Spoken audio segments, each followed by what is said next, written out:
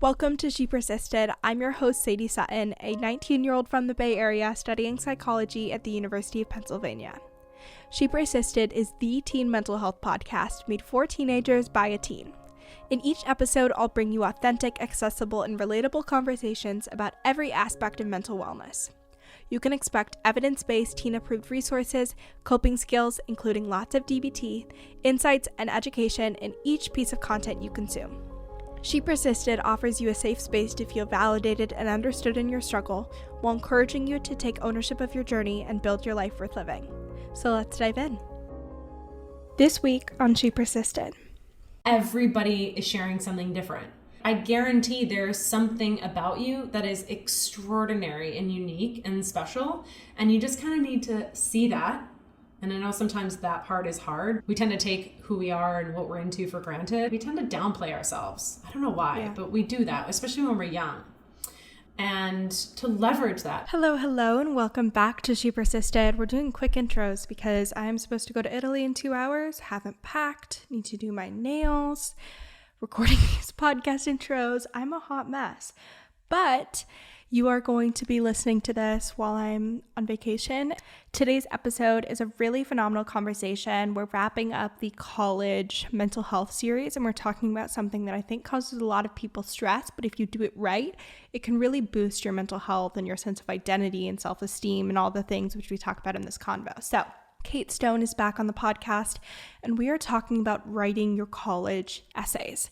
We're talking about crafting that story, forming your identity, telling admissions, readers, whoever it is that is on the receiving end of your essay about everything you've done and created in those 4 years of high school and beyond. So if you're not familiar, Kate is an expert college coach and admissions consultant. She has a background in youth mentorship, social emotional learning, and creative writing. So she offers a really interesting perspective on this.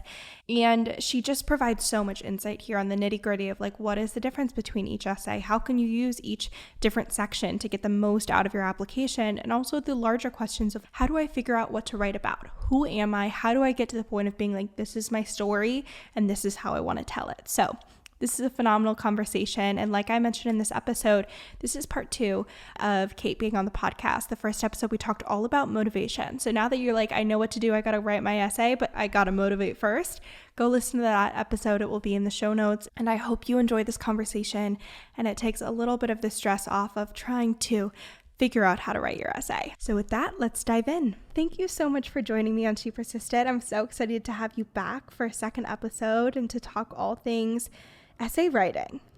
Oh my gosh, I'm so excited to be here and what's going on for you. The New York Times mention. I'm just really proud of what you're doing. It's big and you deserve it.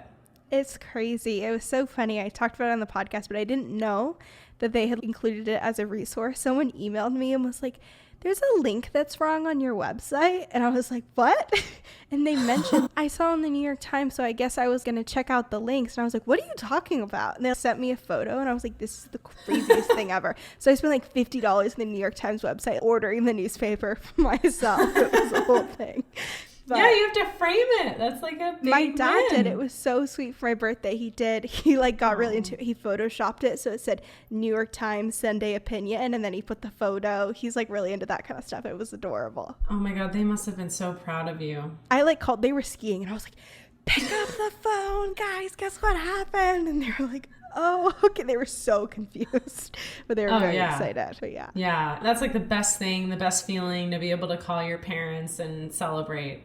They've, helped you this far to see that. It's like, exactly. It was so cool. And it was funny because a couple of months after my final paper for actually it wasn't my final, it was our midterm paper.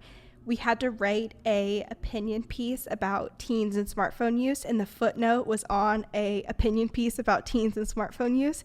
And I was like, worlds are colliding. This is craziness. But it was fun. It was a really great moment for sure. Well, congrats. Thank you. Well, to start this out, there is so much that goes into applying to college before you get to the point of writing your essay and clicking submit.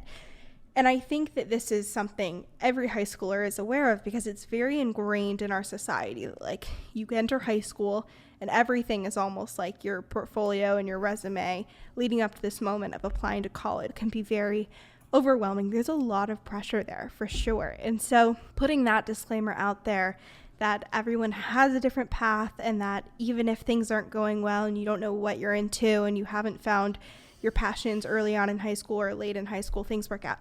100% of the time, things work out. Things are meant to be the way they're happening. If things don't work out with college admissions or the school you want to go to, it wasn't meant to work out.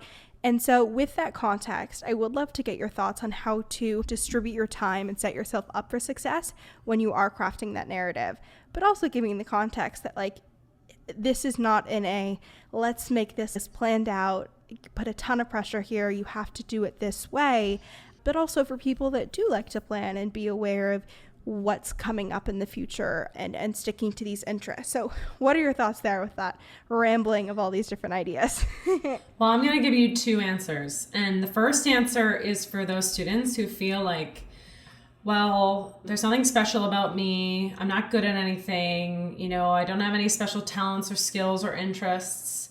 My answer to you is that the one thing you could begin to explore is your love and curiosity for learning, whatever that might be. And it doesn't have to be academic.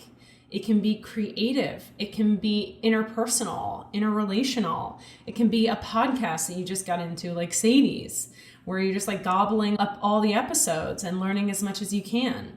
Obviously, you're not going to have this complete resume when you're 14, 15, 16, or even 17 or 18 years old. That's not a prerequisite for applying to college, okay? The one prerequisite is a love of learning, a curiosity, a desire to understand things and get to deeper levels and insights on different subjects. It could be anything. It could be like your love of fantasy books. You know, it doesn't matter what it is, just that you give yourself over to that curiosity. Okay, that's my answer for those students who feel like, well, I'm not good at anything. I'm not interested in anything. First of all, that's probably completely untrue. And there's like, and if I had like 5 minutes with you, I could find like 20 things that you're really good at, that you love, that you know a lot about. There's an exercise I like to use, and it's called the I love, the I know. And it's like, just do that with yourself. Do 1 minute of all the things you love. And it's all like association. So don't think about it. Don't try to figure out what you love. Just yeah. Do you want to? Okay. Yeah. Do you want to alternate and like one of us does I love and one of us does I know? Yeah, totally. Okay, perfect. We'll do an abbreviated version. We'll do like 10 items so that everyone's listening. This is the most annoying podcast I've ever turned on. Okay, I love my dogs. Like anytime I see my breed of dog on the street, I'm stopping them. I'm going to pet them. I'm asking all the questions. I actually think about this question a lot because I feel like I have really random interests that I go far in that have no application to real life. I really love doing hard gel DIY Russian manicures, and I have like my whole setup, my little gel lamp, my little nail drill. Every week it's a whole thing. Love that. Not gonna get me a job, but absolutely adore it. I love podcasting. I love graphic design and social media marketing. I really enjoy video editing, kind of putting together these like highlight moments from these really impactful and powerful conversations. I love traveling and seeing new places. The list could go on. There are so many different things, but exactly like you said, even if you do have these interests that have nothing to do with what you think you want to do in life, it just does show these larger skills. I just learned like 10 different things about you. And some of them I didn't know about you. They showed me not just your business side, but your just playful, silly, expressionist side. So that's the point, right? Mm-hmm. The point is to share in a way that's unfiltered and unguarded so that people feel like they understand and know you a little bit better. So the purpose of that is to reveal like your passion, your excitement, right? Mm-hmm. The I know is maybe, I'll do it and then we'll see what we come up with. I know a lot about growing wildflower gardens. I know a lot about permaculture. I know a lot about content creation. I know a lot about Instagram marketing.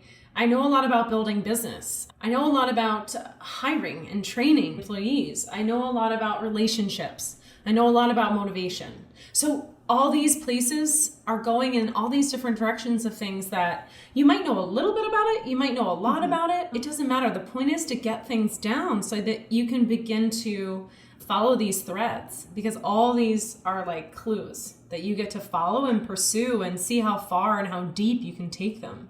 Right? Mm-hmm. That was cool. I love that. And I think it's key. And just like when you were listening to mine, you're like, I know so many different things. I feel the exact same way. And I think it's something that I find in my own life where it's like you are so laser focused on your own journey and your own experience that you forget that everyone else around you has none of that context of your interests and your insights and your knowledge and your passions. Like no one knows any of that. And so for college applications especially, you have to go above and beyond to like scream those interests, scream those passions, because it's not going to come through in that one extracurricular you listed at like the bottom of your interest list, because again, all these different people are sharing all of these different parts of their lives. Well, you touched on something, is to get all this stuff out. Get that content out onto paper through the I love, the I know exercise as soon as possible, because what you're going to learn about yourself, it's kind of going to boost you, actually. You're going to feel like when we start to uncover parts of ourselves through these very simple exercises, we start to go, wow, I do have something to offer. I do have something to contribute. I am unique.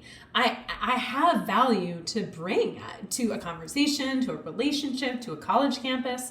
And that's the multi-layered nature of learning about yourself, is that you're not just doing this to get an outcome, but you're doing this to go on a journey with yourself that will guide you and lead you based on the excitement of discovery. Do you know what I mean? I completely agree. I found being able to like establish a narrative and organize all of these experiences to be one of the most empowering things, because it's tough to explain everything you've done in your entire life, especially when you're so young, but being like, these are my interests, here's where I hope to go. It might change, but this is what I have to offer, really was such a boost of confidence and self-esteem, and is carried through as I continue to pursue these interests. So even if you're looking at this process as like, oh, I hope to get into this school or get this score, there's so much self-discovery that takes place and has such positive impacts on your mental health if you're doing it right, in the sense of like really asking these questions. Yeah, that is whenever I'm learning about myself, I just feel this like self-love come through, and actually hope. I feel hope. I am generating hope about my future, about what's coming for me, about what I'm going to get to do. What you're doing through this process of brainstorming is really calling your future self into the present moment and watering the seeds of who you will become. I love that. It's so true. And you're able to see your own potential. Like you're trying to show other people that you have potential, but in the process, you're able to see it for yourself, which again, so empowering, such a confidence boost, and so much hope for what's to come in the next 4 years. I want to say one more thing. My second answer for those students who are like, yeah, I get that. And how do we prepare? Yeah. So that was like me. So for you, listener, dear listener, what you want to do is recognize that colleges are looking for evidence of your academic preparation in pursuit of the major you're thinking of applying for. So they're looking for academic preparation evidence.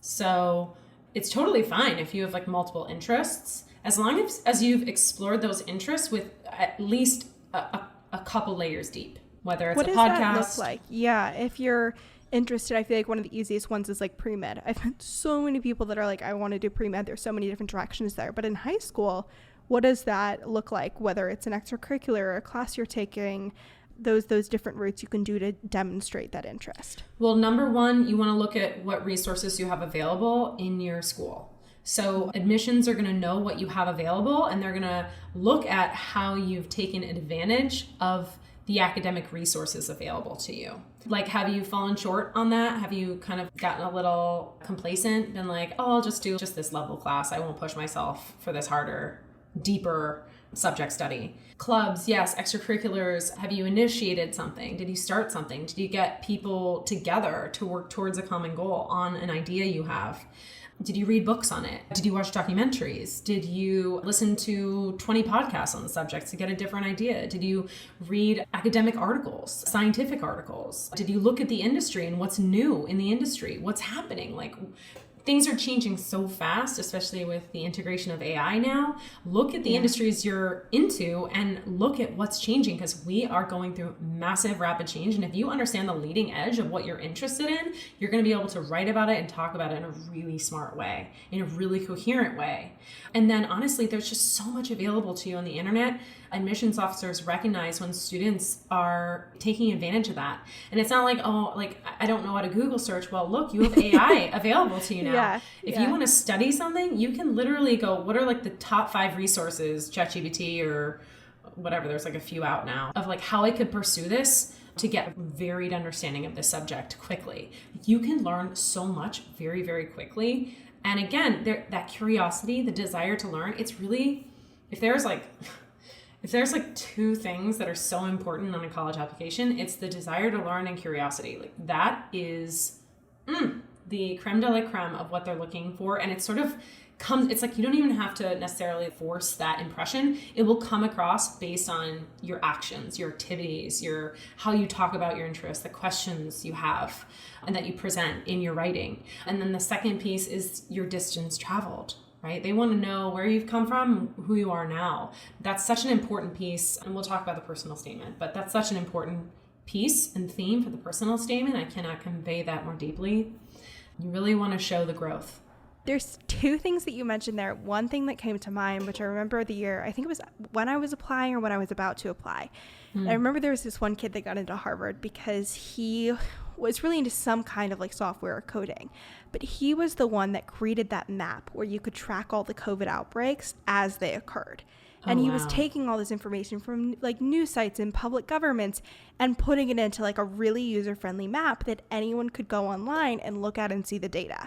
And I remember it was like a huge article, the headline came out, and I was like, that's so interesting. It's exactly what you talked about, where you have an interest in some place, you are paying attention to what's at the forefront of your field or your area of interest, how can you apply it, and use the internet and all these different new skills and tools to your advantage. And I thought that was such like a fun and interesting way to do that. And it worked. He's at Harvard now. I mean, that is so cool because, again, what I always suggest for students are like, well, I couldn't come up with an idea like that. If there's anybody out there who's like, well, you know, that's like a really genius idea. It's like, well, you have to practice coming up with ideas. Yeah. Like, is there somebody in your life? Ask yourself this. It's my fiance. We are coming up with ideas all day long. I'm not kidding you. I literally call him like every hour. We're also in business together. And we are coming up with ideas nonstop. And it's the most exciting relationship in my life because it's so dynamic. So ask yourself, do I have an ideas person in my life that's just helping me come up with ideas, crazy ideas, spontaneous ideas, bad ideas? And again, do research, like use AI. Where does this interest and this interest overlap and connect? The other thing that you mentioned, which I think is a very almost like controversial and like conversation, everyone wants to weigh in, but the idea of participating in existing organizations, clubs, classes, etc., versus starting your own thing and building something from scratch. And I've heard people give their 2 cents all over the internet, all over TikTok, all these articles where everyone's like, you have to start something. No one wants to like have you be in a leadership position as something that's already existing. What are your thoughts there for students that are hearing all of these narratives and are unsure where to put their eggs in which baskets? Oh boy, I think that's just it's getting so myopic, you know, and like so picky. And it's not from people that work in admissions. Everyone's like, let me tell you. I don't know for sure, but let me tell you. Well, look, I mean, it doesn't matter where you're putting your energy. Are you just showing up there to get a check mark and a gold star on your activities list? Or are you showing up there actually to have an impact, to solve conflicts and disagreements, to move progress forward, to have an impact, to bring forth new ideas? Like, that's all that matters. It does not matter the context in which you're doing it. All that matters is that you are taking initiative and bringing value to the place where you're devoting some of your energy and time each week or each day. Yeah, I love that. And I truly do think that that's one of the biggest takeaways I had, which was that it is those small moments on a day-to-day basis or on a weekly basis that build up over time. And then you have this final project. It wasn't necessarily like I did this test and it changed my life, or I went on this I had this one conversation and my entire worldview was shifted. It was like every week I'm sitting there, I'm editing a podcast, and every week I'm like posting this little tiny Instagram story that a couple people will see. But that led to this really, in my worldview, I was like, this is something I'm really proud of, and this is where I feel really passionate and driven in this area. And so I completely agree with you there that like the daily, weekly, monthly investments add up over time and can have a huge return on investment.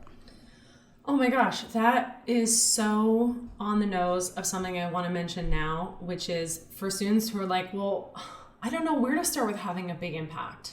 Yeah. This is something I heard the other day that had such an impact on me, because the people who are really ambitious and the people who really execute and get stuff done, it's not in having those big breaks or having those huge impacts all at once. It's literally in the discipline, the commitment, and the accountability of showing up for those small, remedial, sometimes annoying, usually very boring tasks, and those are not to be dismissed. Those are important. You're keeping something moving, you're communicating, you're keeping goals on track.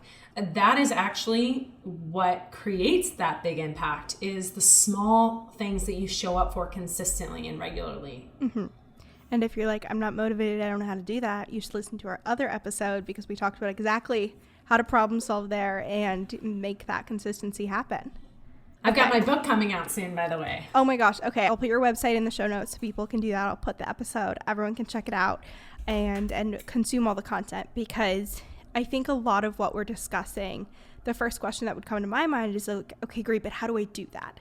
And then the concept of motivation and discipline comes to mind. And so I think these conversations go hand in hand and they're very interconnected. And so it makes 100% sense why you are an expert in both of these areas, because they are so interconnected, because it's being able to be motivated, pursue these goals and execute, and then craft a narrative around them and be able to share that with other individuals, which can be such a skill. So for listeners who are like, okay, I did the brainstorming, I figured out what my interests are, I've been like taking little notes about what I'm passionate about, how I'm spending my time, what is the next step? Okay, well, first you have to come to my free workshop, because that's going to get you ready. I take you through the whole process of how to turn your brainstorming into structure.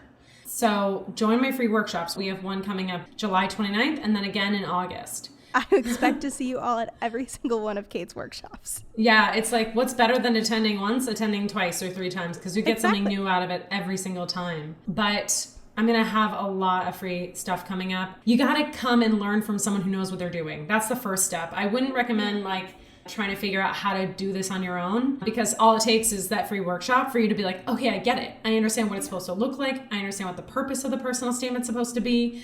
I understand how I can connect these different ideas through a clear topic or theme. And now I'm ready to go write an outline, write a draft. And remember, that first draft that you write, expect it to be a bad first draft. I mean, really just allow yourself to just write without trying to make it some finished, polished piece. What you're going to do is you're going to see, oh, what's working in this and what's not working. Mm-hmm. And you're going to grab what's working and you're going to re-outline, restructure it, and then write it again. Because honestly, with students who try to revise from a first draft, it just takes so much longer than being like, oh, okay, I wrote a bad first draft. Awesome, what worked? How could I restructure this around something that's going to help me communicate different sides of myself and is also more coherent in terms of a theme, right? Yeah. And then you just write it again. I love what you just mentioned there. You can learn from someone when you are navigating this college application process, because so many students are going in blind. Maybe if you're lucky, your English teacher will offer to revise it, or they'll offer to have that as an assignment during your semester. But for the most part, so many students are just expected to know exactly how to write a personal statement and write a supplemental essay and manage the workflow of writing 17 different essays in 6 months. Oh, yeah. I mean, when has a 17-year-old ever had to write an essay like this at all? Typically they have English class. And English class is here's the 5-paragraph academic essay, and let's focus on thesis statement and topic sentences. And it's not even, it's tedious, and it's not creative really at all. And this is about creativity. You can write a 1-sentence paragraph as a transitionary statement. You can break the rules. You can do things that are Edgar Allan Poe-ish. You can do all sorts of stuff. break the rules. Break the rules. And it's so hard because you've been sort of trained and primed to like follow the instructions and like write in a very specific way. And unfortunately, that's like to most students' detriment in this process. Because this process, you kind of need to let go and go deep within yourself and make it more about journaling, right? Like conversational. What really matters to you? Who really are you? So you can bridge that connection with your reader so that they feel like they get you. And this is really important because what you're really trying to do with all of your essays is to get admissions in your corner so that they can be like, oh, I get who this student is. They're like an inventor sage, and I run over to the admissions board, be like, hey, you got to look at this kid. They fit into this niche perfectly. So you're really trying to do 3 things to get them into your corner. You need to make an emotional connection to your reader by first making an emotional connection to yourself.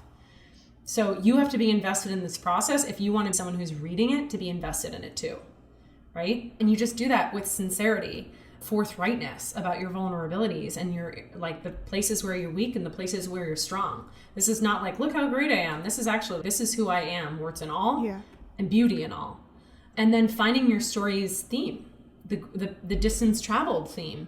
Looking at active nouns. Are you an inventor? Are you a catalyst? Are you an initiator? Are you a performer? Are you a wise old sage? Who are you? What roles do you play? What identities do you hold? It makes it easy for them to advocate for you because they can clearly communicate it to somebody else, right? Mm-hmm. It's like writing good marketing copy. It's just easy. You get it. You don't have to try too hard to understand it. And then the third one is understanding who you are in the context of the academic roster in admissions. Right? Like, what niche am I filling in the school? Because that's really what they're trying to do. It's like casting a class. Yeah. For individuals that don't have older siblings or aren't tapped into this community, what are some of those niches? They're like, okay, I need to be part of a niche, but we're all the same age. We're all coming from high school. A lot of us have played sports or whatever it is. What are these niches that you're thinking about when you're working with high school students? Well, it might be a combination, right? Like you might be into robotics, but also technology and community connection.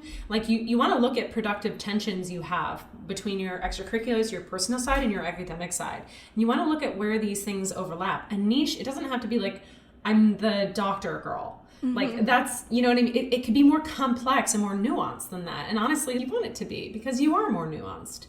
And it comes back to recognizing, like when I take my students through, let's say, different types of exercises and I have them throw their answers in the chat, like their top answers for this exercise or that exercise, they realize everybody is something different. Everybody is sharing something different. I guarantee there's something about you that is extraordinary and unique and special, and you just kind of need to see that. And I know sometimes that part is hard. We tend to take who we are and what we're into for granted, or we tend to downplay ourselves. I don't know why, but we do that, especially when we're young. And to leverage that, because in your life, you're always going to have to leverage your skills in the marketplace. And you're going to, like, at some point, you're going to have to learn how to do this. So start practicing with it now, Mm-hmm. But the niches are generally speaking academic, but they always overlap with how you're going to contribute to the community and the culture. So they're looking for academic, personal, cultural fit with the school. Those are the 3 things they're looking at. And the niches are unlimited. Mm-hmm. They're endless and you can just make them up. I love that. I think that's key. And I think it gives a lot of comfort and peace if you apply to a school and it doesn't end up being a fit or you don't end up getting in. Like when I think about Penn now being there on the other side of things, I was like, okay, I was applying to the College of Arts and Sciences. People are applying to the engineering school. People are applying to the business school. People are applying to the nursing school. And so it's like, they can't have more individuals in the nursing school than the capacity allows. Like they're not going to throw them in the College of Arts and Sciences school. It's the same thing with these niches. Like if you have 300 people who love robotics, you're not going to have a very diverse class. And so I think thinking about it from that perspective, that again, it's not necessarily a reflection of you not being good enough for the school or not writing your essay right. It's just that it's in a lot of ways like a numbers game and a very different experience than it feels like as a high schooler when you're saying, I'm putting all these best parts of myself to let someone else judge, and then they're making a decision that's going to impact the rest of my life. Like that can be very overwhelming. Well, let me just tell you right now that right now is not going to determine the rest of your life. Yeah. Like college does not determine the rest of your life. And there's a great Malcolm Gladwell talk where he addresses, there is a bottom 50% of Harvard academic class, okay? But that bottom 50% is still the top 50% of those students in like lower, quote unquote, lower tier schools, right? And oftentimes those students who are in the lower half at Harvard, because they compare themselves so much to their peers that they tend not to publish even anywhere close to the top half because they don't feel good enough. And they are comparing themselves to their peers. And so they don't even try. So it's a very, very interesting YouTube. You should actually go listen to it. It's called Why I Said Yes to This. And it's like talking about why we say yes to elite institutions and elite experiences when actually the psychology and the data show that we can do much better in pools where it's not as competitive, but we can shine. We can actually shine bigger. Yeah. I'm going to watch that after this. That sounds so fascinating. Yeah, it is. So we talked about what your goal is with your application, which is to get people in your corner and follow those 3 steps. If you were to explain to individuals who haven't written a supplemental essay, haven't written their personal statement, what your goal is and what your frame of thought should be for writing those different essays, how would you explain that to someone who's coming in blind and is like, I'm looking at the Common App for the first time. I don't know what my aim is for each of these essays. Oh, okay. So this is where spreadsheets are really, really great. And I have a really great essay tracker for this. I might actually send it to you to keep track of it because it'll help you keep track of your different topics and making sure you're not overlapping or repeating information in your essays. You do want to be cautious of that. It is important, but your personal statement is supposed to be personal, right? It's supposed to be much, much more personal. It's not supposed to be like a recitation of your activities list. It's not supposed to be a recitation of your accomplishments. It should have that element of like, I get the heart and vulnerability, and I understand who this person is on the soul level, on the feeling level. The extracurriculars are, you really have to read those prompts carefully because a lot of students don't understand what the prompt is actually asking, or they're not completing the prompt in terms of like answering all the questions it's asking. But extracurricular essays, that's one topic where they just really generally want to know what type of impact you've had, how you've contributed to that community or that experience or a challenge you experienced or what you learned. They're trying to understand different sides of you. You know, how would you operate in this situation? So how did you help your community in this situation? So you want to make sure that you have different topics for different prompts, or if you don't have enough extracurriculars, which I get it because some of you totally missed out on early high school and, you know, just the challenges of not being in person, you just didn't get opportunities to do enough extracurriculars. Then what you have to do is you have to talk about your extracurriculars or your topics in different ways from different angles. Okay. So that's where brainstorming the content, like here's what I did, here are the problems I solved, here's the impact I had, here's what I learned, here's the lessons I gathered, here's how it changed me. So you just want to get as much content as you can so you can begin to determine, okay, this is going to go here, that's going to go here, and go deep. You're going to have to actually get more specific and a lot deeper with your content if you have less stuff to write about, right? Yeah. This is a very subjective question, but I'm wondering if you ever work with students and you're putting too much time into this. Like they're just like beating themselves up over making it absolutely perfect. And then the flip side, like starting it a day before. Like there has to be a happy medium of iterating, improving your essays, and then being like, it's no longer effective to keep looking at the same piece of paper and trying to make it perfect. So what are your thoughts there with timeline and knowing when to wrap up the process? Well, it depends on how many schools you're applying to, but if you're applying to like 10 schools, if you start now, at minimum, it's about 2 to 4 hours a week. And that's drafting, revising, and researching. Because in some cases, maybe there are things that you've experienced that you haven't adequately analyzed or evaluated for the value you've gained from them. And that's what this process is figuring out, what did I actually learn? Yeah. Like I've been doing. Now I have to stop and reflect. So sometimes it takes a little bit of time to do some research and understand the subject from multiple angles so that you actually have something to say about some of these things. And it's okay if you don't have something to say right now. It can take a little exploration to figure that out. If I have a student that's just poring over like 4 to 5 hours a night, that's too much. That's way too much. Go with imperfect. And that's what, if you're working with somebody like me, that's what I'm here for. I'm here to take what you did and move it along faster by up-leveling it with you, by showing you exactly the points to address and up-level without like losing your mind over word choice. Like it doesn't matter. It doesn't matter. Now you're making it too complicated. You're worried about syntax where you don't really need to be worried about syntax. The first version was fine. And that's not going to be the thing that shifts it. The thing that shifts it is the specificity and the insights. How you answer, like, here's how this contributed to my growth and development. This is what I came away with. This is what I learned. And these are the questions I'm left with. What is your advice on who you take feedback from and how many people you let read your essay? Because I know that was something in my experience, which I was very intentional. I was like, okay, my parents have like had a front row seat to this whole experience. They've been with me through 3 high schools. Whereas taking it to my English teacher, who I'd known for 1 semester, she was like, I don't really get it. And I was like, well, of course you don't get it because you don't know me. I know that a lot of students give their essay to their English teacher because I often get to see those notes. And a lot of the time, the notes that they give, like 20% are good. And then the other portion aren't going to make necessarily a difference.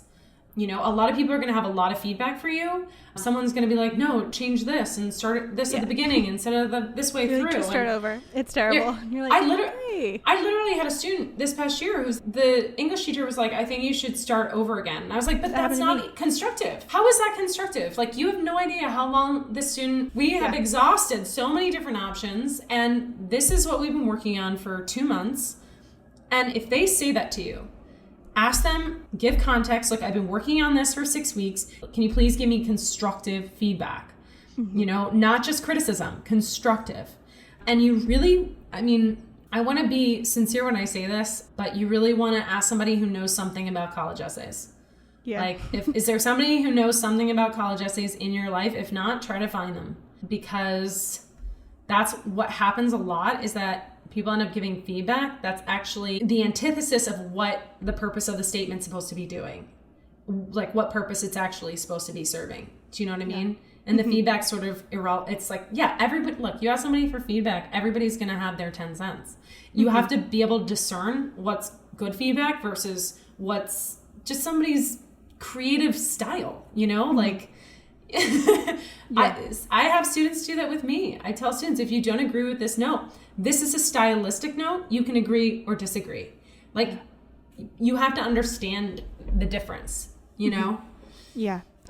What are the biggest mistakes you see students making throughout this process? Whether it's how they're approaching it, writing, submitting, any point in this process, what are the biggest mistakes where you're like, oh, this is so not effective, or I wish you could avoid all this stress, or whatever it is? Okay. Number 1 is not finalizing your college list by September, like early September. You really should have that pretty much finalized, your 10 schools, your targets, your reaches, your safeties, like pretty much finalized. Because then you need to figure out your strategy for early, if you're doing early action or early decision. Because those are either going to be due October 15th for a couple schools or November 1st, which is like the main first early deadline. And if you're applying to I had a student last year who we were working on a Columbia early action school. And it was just a slow process because it really depends on, you have to evaluate yourself in terms of how strong are you as a writer? Like, are you good at taking notes? Are you consistent at being able to turn this stuff over? Does it take you a long time? Do you need more help? Because if you're trying to get through 2 to 3 early action applications, you're going to need much more than a month to do that. You're going to need 2, possibly 3 to get those done and in tip-top shape, because you don't want to submit subpar work. It's like, what's the point? Especially if it's like your early action, early decision, your eggs are in that basket. You want to set yourself up for success. Exactly. And also starting early. A lot of students are like, I'm going to start this summer. And then we start and I don't hear from them for weeks. And then suddenly it's time to go back to school, and students think, oh, okay, well, I'll just get it done on the weekend or on Saturday mornings. Over winter break. All this stuff. And it's like, oh, it's a really bad idea because it is so stressful. Yeah. If you have all this free time, all you need is like, a couple hours a week to devote to it. And the rest of the time you can take for your summer. Enjoy, relax, like do your things, do your stuff. But it's the students that are the most relaxed that have the best outcomes at the end of the year. They get their college lists in on time. They figure out their early action strategy really early. They are, if you haven't asked your teachers for letters of rec, I highly recommend you do that now. Make sure you follow up with them, thanking them, giving them a brag sheet if they ask for it. Look, the letters of recommendation are there to tell a story about you that you're not able to tell, or you haven't told adequately because you can't. Like a teacher is going to be able to do that better than your application. So every piece of the application from the additional info section, which you think is like, well, I wouldn't use that. Yes, you will. You will use the additional info because there might be context that admissions needs to know about your class choices, whether there's like a break that you had to take off from school because a family relative passed away suddenly, if there was stuff going on in your household that prevented you from being able to study for certain things or do your best in certain ways. They have to understand the holistic nature of who you are and what you've been through. It's not just like data on a piece of paper to them. They want to know these pieces of context that really have no other, like there's no other way to fit them into the rest of the application unless you weave them into the writing. So it's really just there to help them understand you more deeply. But the letters of rec, the essays, the activities list, your transcript, all of these things tell a story. And so, like I said, start early. Like do not wait until the fall to begin this process. And ask your teachers early for those letters of rec if you haven't already. They'll thank you and they'll write you better letters. Like you don't want an average letter. You want to give them the time, the respect. They're doing this on their own time, on weekends or at night. Give them the time and respect to let them know ahead of time, not just like 2 weeks before the deadline that you need their letter. Like, absolutely. I mean, it's basic common sense. I know students have so much stuff on their plate. Sometimes it's really hard to think about these things. There's a lot. Any parting advice or a first step that people can stop listening to this podcast and go implement within their college essay writing journey, whether it is doing the I think I love practice or on a daily basis, reflecting on how they're spending their time? What is their one action step that you think will set them up for success and be a really effective use of their time? Okay. And this is down to executive functioning stuff, which I know is something we all need more of in our life. True. Time block. Time block out. First of all, put together all the things you know you need to do and begin doing, whether that's like sign up for Kate's free workshop. Write that down on the list. Come up with a few ideas for my essays that I'm considering, because you can bring them to my workshop. You can ask me questions about it, and I'll happily give you feedback. Write down, ask my teachers for letters of rec. If you're still in school, do it now. And asterisk that, like make sure to follow up with a follow-up email from them. Be thanking them, using Kate's brag sheet that we're going to put below in the show notes. Put in the show notes. So put all those tasks that we've talked about, right?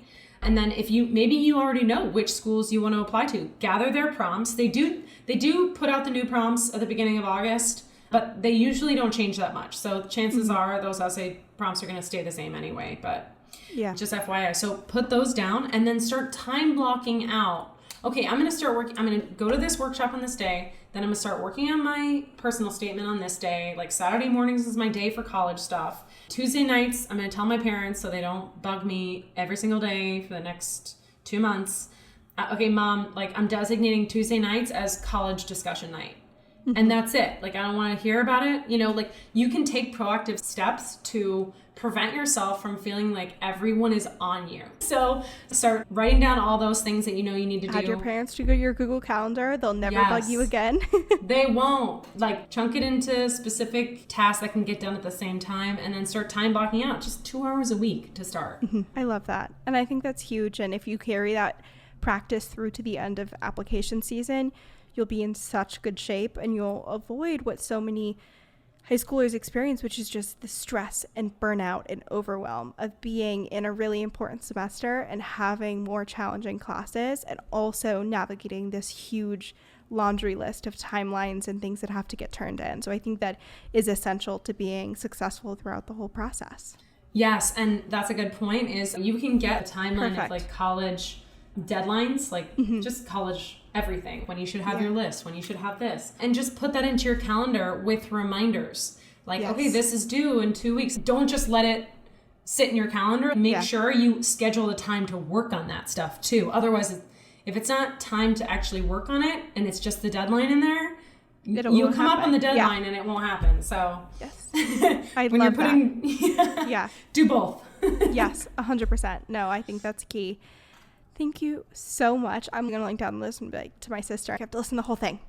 All of the tips are necessary, but I think this will be so incredibly helpful for high school students that either have this on the horizon, parents that don't know how to support their teens, and it's been like 30,000 years since they applied to college, and they're like, we just showed up, and you're like, if only you knew what the process is like now. Oh, they have no idea. It's gotten nuts. Crazy. It's crazy. Yeah. So I hope this is really helpful. I know it will be. It was helpful for me, and I wish I had listened to this conversation when I was going through this whole process, because it just had evolved so quickly, and there's so much to stay on top of. And for a lot of teens, it's the first time they've ever taken on anything of this scale. So thank you for all of this info and recommendations and insight, and I know it's going to be so helpful.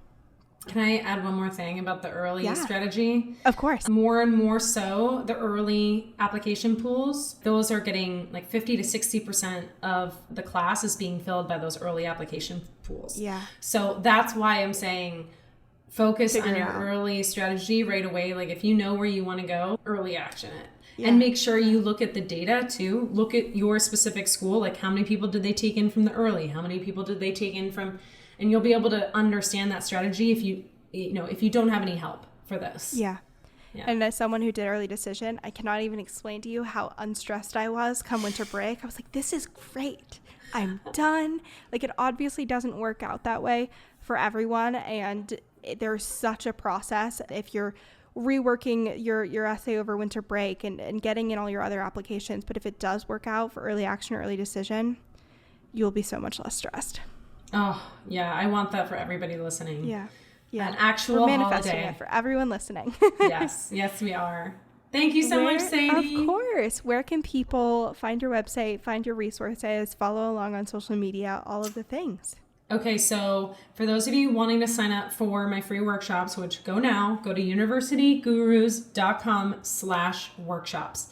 And you'll see a whole bunch up there. You'll see we actually have one coming up. So go to the workshops, sign up. That'll sign you up for my newsletter, which you'll get like lots of really, really valuable tips and content on upcoming events and just stuff to be aware of as we go through this process. It'll kind of like help you stay on track too to get the newsletter. That's what I try to make that about, is like helping people stay on track. It's keeping it front of mind every single week. Yeah, exactly. And I'm super diligent about sending that out every week. And then go to my Instagram because I try to keep that fun. And it's Kate France Stone on Instagram. And if you want to do a one-on-one consult and just learn about, do I need one-on-one help? Is this something that I should maybe look into? We can talk about that and I can figure out if you would be a good candidate for a one-on-one coaching program. Go to universitygurus.com/consult or /chat. Either one work. universitygurus.com/chat. Yeah. Amazing. All of that will be in the show notes. Thank you again. I'm so glad we got to do a part 2. I know, me too. This was awesome. Thank you so much for listening to this week's episode of She Persisted. If you enjoyed, make sure to share with a friend or family member. It really helps out the podcast. And if you haven't already, leave a review on Apple Podcasts or Spotify. You can also make sure to follow along at She Persisted Podcast on both Instagram and TikTok, and check out all the bonus resources, content, and information on my website, shepersistedpodcast.com. Thanks for supporting, keep persisting, and I'll see you next week.